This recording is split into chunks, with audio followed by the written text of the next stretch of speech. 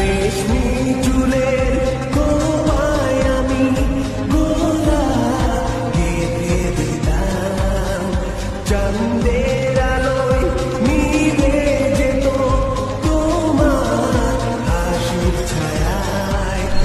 যাইও না বন্ধুয়া,